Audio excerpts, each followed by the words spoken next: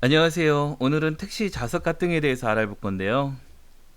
제가 개인 택시를 하면서 느꼈던 불편함을 이 좌석 가등이 해결해 주지 않을까 싶어서 여기저기 많이 찾아봤는데 속 시원한 답변을 찾을 수가 없었어요.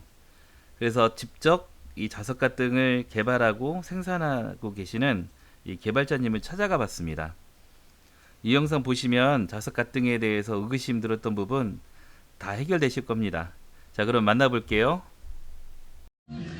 배경미터 안녕하세요. 사장님, 반갑습니다.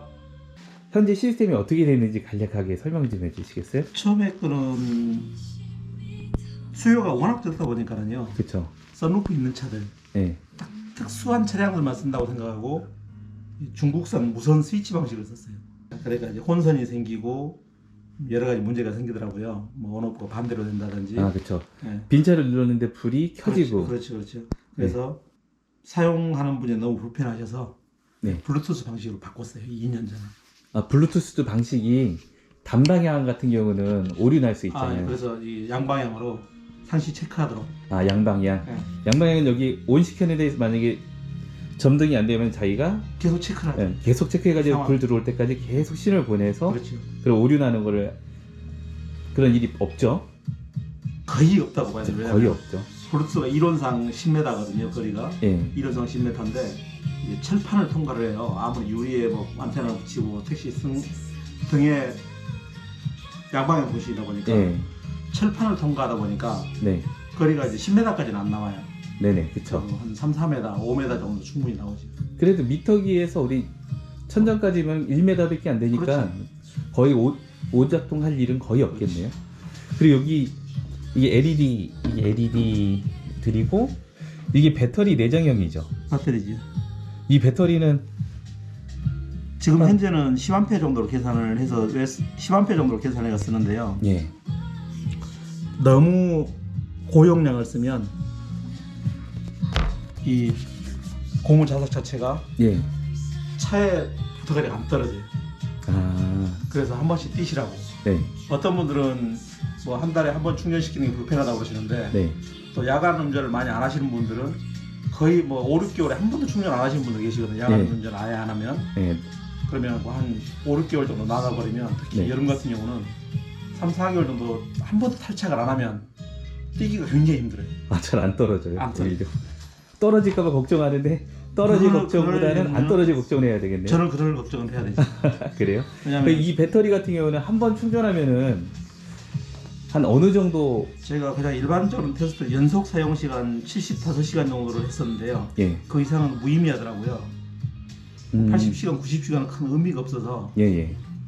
통상적으로 한 50시간 이상만 써도 크게 불편함이 없을 것이다. 제가 말하는 50시간은 사용 시간, 사용 시간 손님 50시간. 태운 시간 말고 빈차. 택시 기사님들이 운행을 하는 걸 가정을 해서 그 야간 만약에 낮 근무만 한다. 낮 근무만 한다 그러면 뭐 불이 안 와도 상관없잖아요. 이 택시들은. 그쵸. 그러니까 의미가 없고요. 야간 근무를 우리 실차율 50%를 잡으면 예. 6시간 일을 하면 3시간 낀다는 계산이 나오거든요. 그쵸? 그러니까 뭐 한 6시부터 12시까지 6시간이잖아요. 네. 그 중에서 손님을 3시간 태운다 그러면 그리고 50. 공차로 3시간 다니다 가정을 하면 그렇죠. 그 시간 동안 필요한 거지. 손님을 태우는 시간은 불이 필요가 없는 거니까. 아, 그 예를 들어서 내가 반 근무하면서 6시간 근무했다 그러면은 손님이 타 있을 때는 등이 꺼져 있으니까 소비가 없는 거고요. 그쵸. 그러니까 오늘 6시간 근무했다 쳐도 만약에 반의 공차라면 3시간 사용했다라고 계산하면 그렇지. 되겠네요. 그러니까 예를 들어서 그래서 사용시간 풀 사용시간 50시간이면 지금 3시간씩 제가 따지면 테스트할 거는 70시간 이상을 했었는데 예. 그냥 환경이 틀려져요. 그 거의 여름하고 예. 아, 겨울하고. 네. 그래서 이제 저는 최선을 찾는 게 아니고 최악을 찾거든요. 아, 그러니까 그래서 겨울에 한겨울에 네, 한겨울에 최소 50시간 이상이 되면 네. 50시간 나누기 3 하잖아요. 네. 6시간 일하는 것 중에 네. 3시간 막힌다고 보면 그러면 그래도 한 달에 2번을 안 넘어가더라고요. 아, 그러네요. 좀 악조건이라도 한 달에 2번.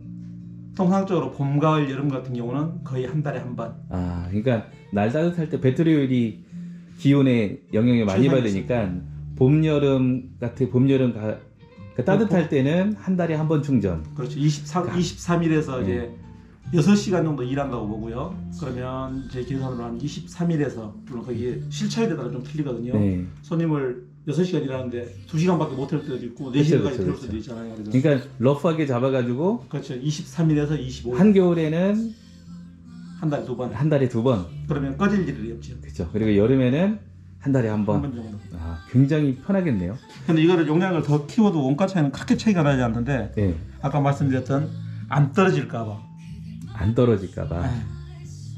굉장히 센 자석은 요즘 네오미듬이라는 네. 자석이 있거든요. 예, 예. 그게 굉장히 세요. 네, 근데 그걸 안 쓰는 이유가 네. 마찰력이 없어요. 고속 주행할 때 바람의 영향 때문에 쭉 밀려요. 아, 떨어지진 않지만 밀려가요. 밀린다. 네. 근데 이 고무 자석은 자력은 그 네오미듬보다 훨씬 약한데 예. 상대적으로 마찰력이 굉장히 좋아요. 안 밀려요. 그러니까 이 정도 고무 자석이라도 떨어질 일은 없나요? 없죠. 이거를 제가 한 27년 정도 됐거든요. 네, 차에 자석을 붙이기 시작한 지가. 네, 그러니까 떨어질 일은 없는데 이게 이 큰 등은 얇은 걸 쓰고요. 예, 두께가 네, 작은 등은 두꺼운 걸 써요. 예. 왜 그렇죠? 두꺼운 거가 자력이 훨씬 더 세거든요. 아, 이렇게 큰 등은 두꺼운 거라고 이게 작은 등들은 면적이 좁잖아요. 네네, 단면적이 작잖아요. 네네, 그렇죠. 그러면 이제 센 자석이 필요해요. 그렇죠. 센 자석은 더 두꺼운 게 아니라 두껍지. 그러니까 이거는 더 두꺼운 거를 써야 되고 네. 이렇게 넓은 등은 좀 얇은 자석을 무거운 써야 되고 네. 이게 만약에 너무 자석이 세다 해서 꼭 좋은 건 아니네요. 떼기가 힘들어요. 너무 힘들다고 네. 걱정하시니까요. 그리고 이제 알아보니 고무 자석의 단점이 네, 고열. 그렇죠. 여름. 고열의 특성이 좀 변하는데요. 네. 우리가 말하는 50도, 70도의 고열이 말고 그 이상이에요. 네, 그 대구 같은 경우 한참 더울 때요. 그 대프리가 유명하잖아요. 예, 그렇죠. 대풀. 한참 더울 때 차 지붕에 네, 거의 70도 이상이에요. 엄청 계량후라이 해 먹을 정도 된다고. 한 70도 이상인데 손을 대면 뭐 피부가 약한 분들은 화상을 입을 정도인데 네. 심한 경우는 80도도 넘어가는 경우 있어요. 그러면 이거는 고무 근데- 자석인데. 근데 문제가 뭐냐면 그냥 철판은 그런데 네, 야는 벌써 야가 택시 등 카바가 그늘을 만들어주고 있는 거예요.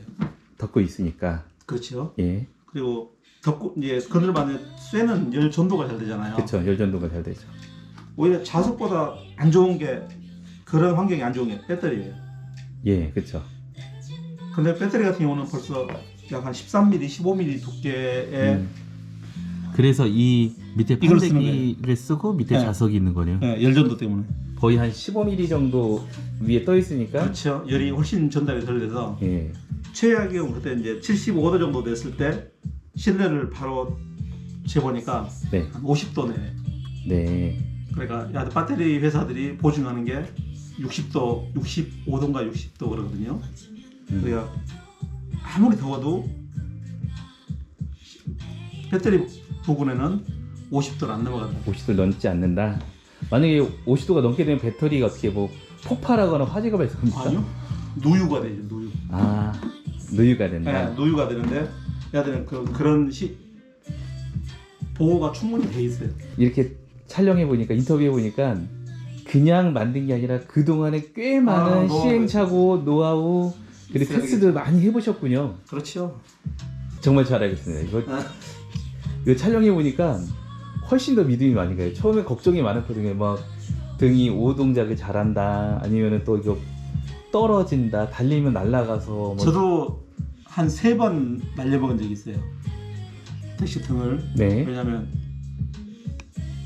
요즘 전기차들은 굉장히 차가 지붕이 둥그래요. 유선- 예전 차 지금 나오는 그랜저 같은 경우는 거의 일자예요. 네, 근데 지금 나오는 아이오닉 6라든지 그렇죠. 유선 EV6는 거의 뭐 동글동글해요. 네, 시트가. 동글동글하죠.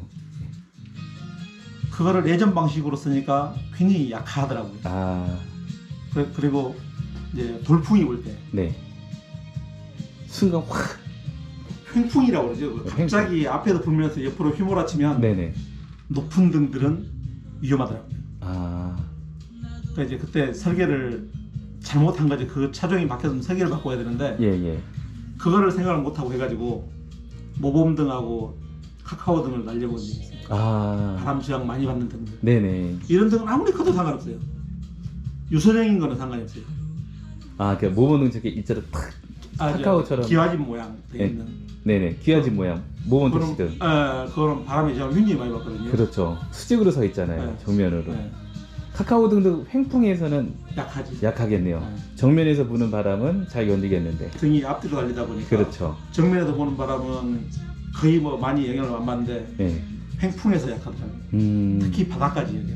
도시는 상관이 없어요. 그렇겠네요. 또 아니면 강원도 같은 게 그 고가도로 통과할 때 갑자기 그렇죠. 산지를 그런 갑자기 횡풍 확 불어오는 횡풍. 그래서 전기차가 나오고 그 설계를 아예 바꿨어요. 유선형으로. 이거 보시면 알겠지만 굉장히 허접하잖아요. 근데 허접한 게 딱 이렇게밖에 만들 수 없었던 이유가 뭐냐면 네. 택시 등은 방수되는 제품이 아니에요. 네. 물이 들어가요. 그렇죠. 그러면 아무리 방수 페인트, 방수 칠을 하더라도 예. 틈이 생기거든요. 시간이 지나면. 그렇죠. 그래서 저 같은 경우는 좀 이렇게 허접하지만 통째로 투명 수축 튜브를 다 씌웠어요. 아, 네. 틈이 없어요. 네네. 그러면 계속 물에 담궈도 나는 물이 안 들어가요. 아, 그럼 지금 LED에 수축 튜브가 지금 다 씌워져 있는 거예요. 그러네요. 네. 이거 만져봐야지 알겠네요. 여기 진짜 네. 수축 튜브가 그냥 보기에 노출되고 이제 사실은 여기 틈새가 아니고요. 그냥 하나로 다 씌운 거예요. 그러네요. 네. 그래 입구 출구만 막아주면 네. 괜찮다는 이야기죠. 방수 처리도 했어요, 모델에. 그렇죠. 수축 케이스에 였는데 예. 블루투스가 서로 통신을 서로 못 잡으면 예. 서로 찾느라고 LED가 깜빡깜빡해요. 예, 예. 그러면 어떤 분들은 택시 등에 불이 깜빡깜빡 굉장히 불안한 거예요. 그렇죠. 표도 많이 나고. 일반인들 그 무슨 위급상이라고 해서 빨간불 뭐 깜빡깜빡하는 것처럼 오해할 수도 있겠네요. 고장 났다고 생각을 하시는 분들 많고요. 그렇죠. 그래서 어쩔 수 없이 쭉 튜브를 씌웠어요. 안 보이게. LED. 불이 안 보이게. 서로 찾는 그 통신 신호를 안 보이게 씌울 수밖에 없었고요. 아, 그런 이유들이 그 이걸 있었네요. 전부터 위로 띄운 게 뭐냐면 아까 말씀드렸던 습기, 물. 네. 때문에 이걸 위로 띄운 거예요. 그러니까 지금 이거는 깜빡깜빡하는 거고 혼선 주는 것도 방지하고 그리고 물로부터 또 그렇지. 보호하기 위해서 이 모듈을 띄운 모듈에다 이거 씌우셨네요. 궁금한 거 빨간불 있잖아요. 저기 위급시 해야 되는 빨간불 네. 그거를 검사할 때 꼭 확인하거든요. 다 되지요. 됩니까? 되죠.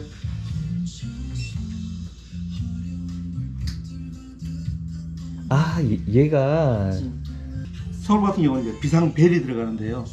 장착할 수 있도록 다 돼 있어요. 아, 서울은 그 네, 비상. 위급시 그 소리 내는 거 그거 하게 돼 있다. 거기까지. 네. 아무튼 여기 자꾸 변화가 생겨 1년에 두세 번도 바뀔 수도 있고요. 왜냐면 그렇죠. 지역마다 다 원하는 사양이 틀려가지고 네. 그러니까 지금 현재 이 사양은 성남시에 필요한 사양만 집어넣는 거예요. 알겠습니다. 성남시도 바뀌면 얼마든지 대응해서 응대 어우, 가능하시죠, 안 사장님은? 예? 저기 저 일을 해야 됩니다. 성남 개인 택시분한테 근데 여기까지 오셔서 깜짝 놀랐어요. 전 이거 알고 싶었어요. 아, 이런 그냥 용인에 가서 그냥 네. 저도 손쉽게 달고 싶은데 뭐 금액도 똑같으니까 달고 싶은데 확인하고 싶었었어요. 이거를 개발하시고 연구하시고 테스트하고 그런 열정가 대단하세요.